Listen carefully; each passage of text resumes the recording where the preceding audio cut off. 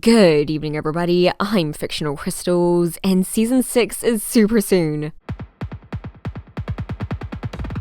The first official teaser for Voltron Legendary Defenders Season 6 has been released. A few seconds of Season 6 was shown in the new to Netflix in June video. Within these few seconds, there was Voltron with the blazing sword, 4 of the lions, although yellow might be covered, and this. If you change the brightness settings, you can tell this is Krolia hanging on to Keith. She's wearing the Golra suit we saw her wear in the episode Bloodlines, along with a helmet she hasn't worn before, and Keith is wearing his Blade Armor suit with the face mask on. Another way you can tell it's Krolia and Keith is by the height difference. The two of them are linked together with some rope and are climbing an asteroid. There's a big explosion in the background that almost causes Keith to fly away. Voltron has many explosions per episode. It's hard to say what caused this one. It could be the classic Golra ship exploding. Keith and Krolia appear to be on some kind of mission together. They might have been sent to go to whatever this explosion was beforehand. I don't think there would be a random explosion for no reason. Whatever the explosion is, it's important to what they're doing. Like I said before, either they were going there as part of a mission, or they're on their way somewhere else and the explosion catches their attention. The explosion is important, it's not just a random explosion. It could potentially be a planet exploding. The Golra do destroy planets. Allura knows about this firsthand. Sometimes they destroy planets by taking their quintessence. By taking it, the planet's life force gets sucked out and there's a bright flash when it happens. But you would probably need a druid or Altan's help for that. Or the Golra literally blow up the planet. When that happens, there's a bright flash too. Although Lotor is ruling the Golra Empire and Zarquin's dead, that doesn't mean some Golra won't want to blow up planets still. Other things in Voltron that cause bright flashes of light like this is Voltron itself having a fight with something, the white hole/white lion, and the gateways to alternate realities. Alternate realities are becoming more and more of a subject on Voltron. The rock Krolia and Keith are on has a slight green tint to it. It's similar to Xanthorium. Xanthorium explodes really easily. What they're on doesn't have the exact shape of a Xanthorium cluster, but just putting the idea out there. As for what Krolia and Keith are doing, there are the things I said before. Krolia and Keith are going to be mending their bond this season. Of course they're spending time together. Kuron could have sent them on this mission, or it's their own choice. The super weapon they were meant to destroy in Season 5 is still out there. It's very likely the super weapon will return to the show. It will need to be taken care of, and perhaps they're doing that. The Golra always seem to have something up with quintessence, or trying to create new machines to work against Voltron. Since they're on Voltron's side, the Blades wouldn't want that to happen. Krolia and Keith could be dealing with a Golra,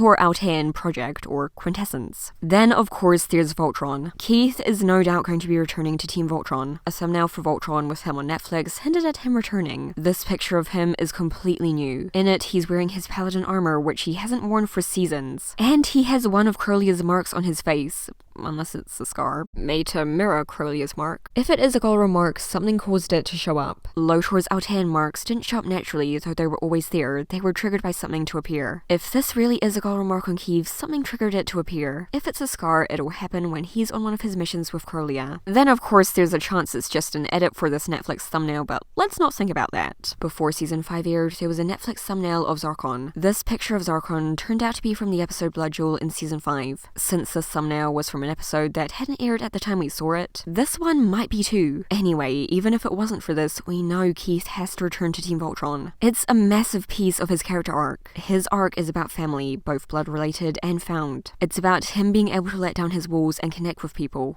That means we're all related. Krolia's a major factor in him being able to do that. Joaquim Dos Santos and Lord Montgomery, the show's co-executive producers, have said that Krolia helps Keith find some inner peace. She too left her family before, Keith and her partner. After doing so, she rejoined the Blades. I left you once.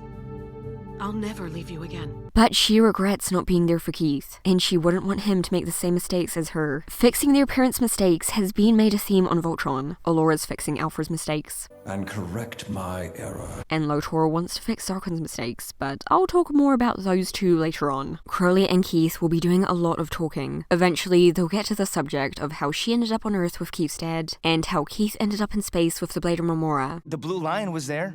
Did a Golra pilot the Blue Lion too? Krolia is going to tell Keith not to make the same mistakes as her. Krolia couldn't fit in with humans at the time she was there. Keith felt like he wasn't a good asset to Team Voltron. There's many parallels between them already. Shut up and trust me! Shut up and trust me. Another one is they both left their families and joined the Blades. Krolia will tell Keith that Team Voltron does care about him and need him. She'll give him the confidence to return and be better to the team than ever. A lot of people are worried about Krolia dying. Some are even worried about Keith dying. Krolia dying one season after her first introduction would be awful. I know we'd all be heartbroken, that's not what I'm talking about. Her dying this season would be awful for Keith's character arc. I've established that his arc is about family and connections. He's been pushing most people away all his life. It's because he's scared they'll leave him first. And so instead of accepting people into my life, I push them away before they reject me. Shiro was one of the people who was able to break down Keith's walls. Yet Shiro ended up leaving him twice. First, because he got captured by the Galra during the Kerberos mission, and then at the end of season 2 when he just vanished. Both of those times wrecked Keith. The first time, Keith blew up when he found out Shiro went missing in space. Same as Pidge did when she found out her family went missing too. They both got mad at Iverson. Keith punched him in the eye, leading to him getting booted from the garrison. We all saw the way he acted in season 3 to Shiro's disappearance. He refused to pilot the Black Lion for a while. Imagine him getting close to his birth mother in season 6. She breaks down his walls. Krolia is the one who started Keith's fear of people rejecting him. I'm naturally untrusting because my mom left me? She was the first person of several to leave him. He started pushing people away before they pushed him away because of her, and he'll stop doing it thanks to her too. If she dies this season, what'll that teach him? It'll make his don't get close to people because they'll leave you mentality much worse. And that's totally unnecessary. It'll push him further away from wanting to return to Team Voltron, in case that happens with them too. The only reason they'd kill Krolia off this season is for shock value and more angst. I wouldn't put killing Krolia off past the writers yet, just cause of that shock value and Keith angst. I will say that if they do, it wouldn't be good for Keith's mentality. What I think could be likely though is us and Keith thinking she's dead, or Keith getting injured and she's not around, but then she just shows up out of nowhere to save him, and says something like, "I told you I'd never leave you again." I mean, it doesn't look like she's leaving him here. Or maybe she or Keith could be planning on sacrificing themselves for the mission, as the Blade Armor code says to do, but then the other one that's there tells them not to. If Keith's planning on sacrificing himself, Krolia will get him out of it. If Krolia's planning on sacrificing herself, Keith will get her out of it. Even if she does die, remember there are ways to bring people back on the show. Number 1 being quintessence. Might I add that a super potent quintessence was involved with Keith and Krolia's past mission, and that wasn't the first quintessence involved mission with the Blades. Quintessence is everywhere. It is life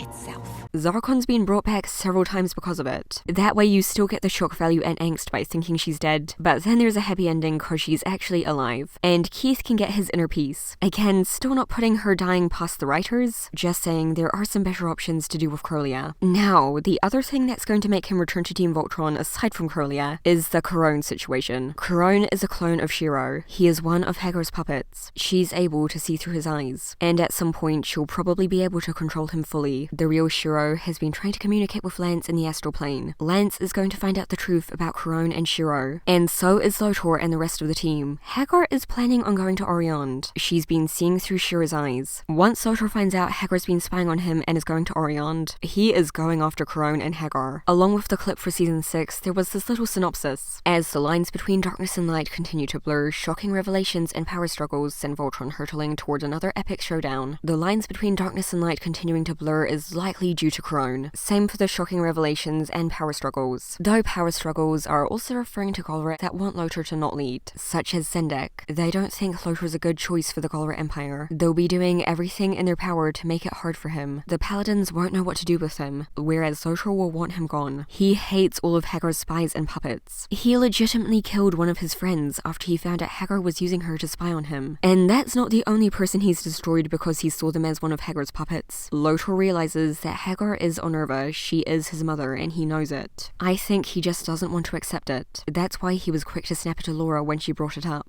What if she and Haggar are the same? That witch is not my mother.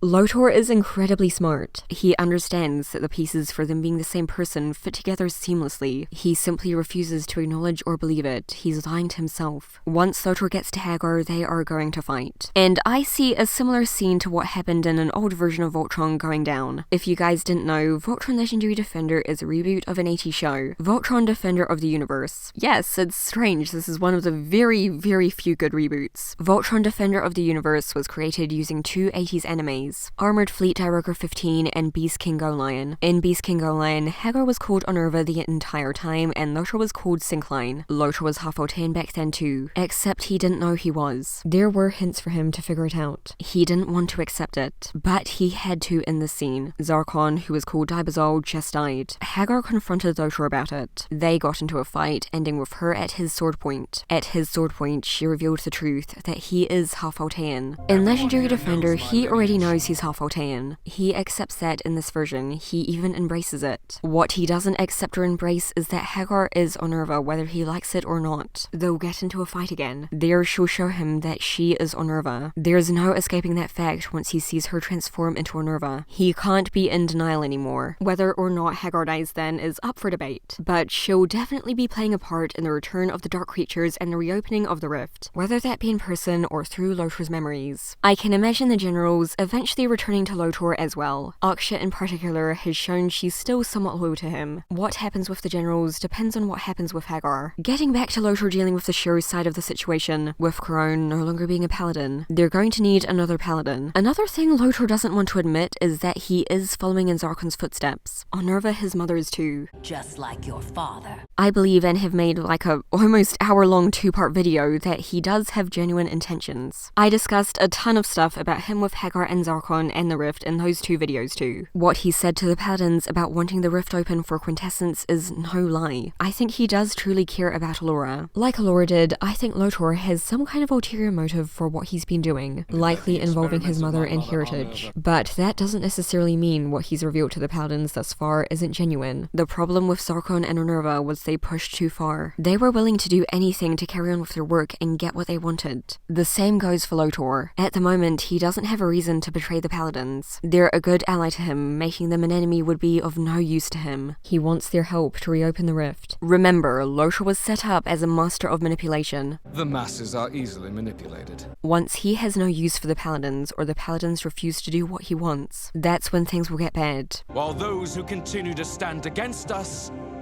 will be crushed. Once Alfor didn't support Zarkon's decisions, that's when things got bad. Lotor doesn't want to be like his father. He doesn't want to hold Galra ideology like that. Yet he still unfortunately does. And in the end, your own aggression is your undoing. That was clear by what he did to the White Lion. Victory or death!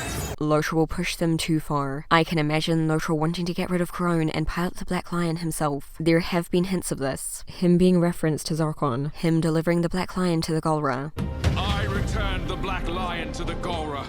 And him wielding the Black Barrett with ease, better than any of the current Paladins can. If Lotor ends up wanting to take the role of the Black Paladin, Lance will hate it and the rest of the team would be unsure. Another suggestion for a replacement Paladin will be offered up. Keith, the former Black Paladin and Red Paladin. He was the closest to Shiro. He deserves to know what happened to him. The team needs him. They'll tell him what's going on. They'll either come to find him or he'll come to them. That's another option for what Krolia and Keith are doing here. Trying to reach Team Voltron, maybe even the real Shiro, or vice versa, they'll come to them. Lotor does definitely have a good side to him. He may end up pushing too far in the future. Once he realizes he's turning into his parents, and he realizes how much damage he's done by then there is the possibility of him bettering himself. I mentioned earlier that several Voltron characters are fixing their parents' mistakes. Lotor is one of them. He'll make the same mistake with the Rift as his parents did, but like with Keith and Krolia, his mother will help him get through it. Make sure he doesn't make the same mistakes as her. Haggar does care about Lotor.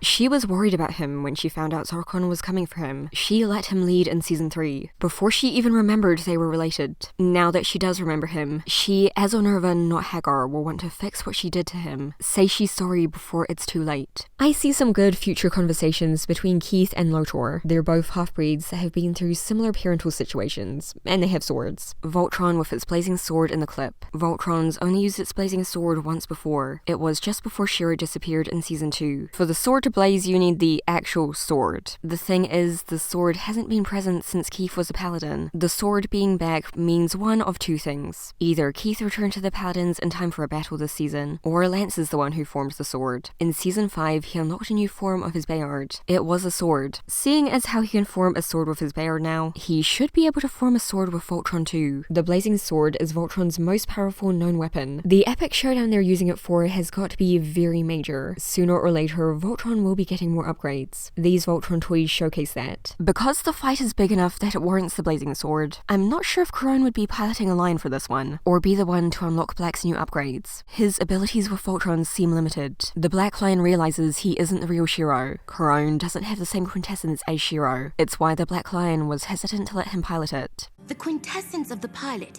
is mirrored in his lion. When all the Paladins used their Bayards in Season 5, they all got transported into the astral plane, except for Kuron. The Shiro the Paladins saw in the astral plane wasn't Kuron, it was the real Shiro. From what we've seen so far, the blazing sword requires 2 Bayards active, one to form the sword, and one to make it blaze. Maybe the amount of Bayards needed for the blazing sword will change in the future, but so far we've needed 2. Since Kuron wasn't able to enter the astral plane with his Bayard, could he even be able to make the sword blaze? What if by this episode he's already been swapped out for Keith or the real Shiro? We know those two are capable of using their Bayards. Keith is going to be returning to the team soon, and the team is going on a quest to find the real Shiro. I'm saving Shiro. If either Lance and Keith, Lance and the real Shiro, or Shiro and Keith are piloting the Lions at this point, then there's no doubt they can form the blazing sword. Imagine if it's Lotor though. Before Season 5 was released, there was this clip for their new to Netflix video. We thought this scene would show up in Season 5, yet it didn't. So we might be seeing it in Season 6. Who is it though? She looks like Allura, but is she? Allura always wears her circlet, even to bed. This girl isn't wearing one. If this is Allura, there are a few explanations on why she's not wearing her circlet, and why the surroundings look so medieval. Potentially, it's another alternate reality. Alternate realities in Voltron are really fun. It would be interesting if it is that. Or her look is inspired by a game. Dungeons and Dragons specifically. It explained why it kind of looks like Lance's video game. There's an actual dragon-esque creature there, and there seems to be another humanoid figure there. Otherwise, perhaps it's one of Allura's relatives. Her mother, or her cousin from 80s Voltron, Princess Romel. Romel was an Allura lookalike, and her clothes were similar to the style. She didn't wear a circlet either. I think Dungeons and Dragons is the most likely option for what this is at the moment, since a D&D themed episode was confirmed. It'd be really cool if Romel does show up though. Lastly, the epic showdown part of this description. There are the things I've already discussed, all leading to epic showdowns. A fight with Haggar is inevitable. Wait, what if the explosion was caused by Haggar? She's going to be a big focus of the next season, so it makes sense. Kuron's going to be involved. Lotor will have issues once he finds out what Haggar's doing. The real Shiro's been trying to contact Lance, and Kuron has told him that he doesn't feel like himself. Lance is a big part in this. With the pressure from Kuron and Keith being gone, Lance had to become more of a leader. His leadership skills will continue to grow, but he won't be doing it alone anymore. You can tell Lance has felt kind of isolated lately. That will be changing when he gets more contact with the real Shiro and Keith returns. Lotor pushing too far and causing tension will also cause trouble. In 80s Voltron, Lotor and Shiro / Shiro's lookalike brother and Beast-King Go-Lion had a big fight at the end of the season in Defender of the Universe, and it was the series final in Go-Lion. They both ended up dying in Go-Lion because of it. In Defender of the Universe, oh no, they're fine, they've just gone to space hospital. Lotor versus Kuron or Lotor versus the real Shiro would be an interesting fight. Lotor versus Lance would be cool too. And these dark creatures from another reality are definitely making a comeback at some point. They are the true big bad of Voltron, and thanks to Lotor with the Paladins and possibly Haggar and the General's help, we'll be getting to see them sooner or later. Maybe or maybe not this season, but they'll be back eventually, and there will be other epic showdowns leading up to it. I swear to God, Season 6 is going to kill us.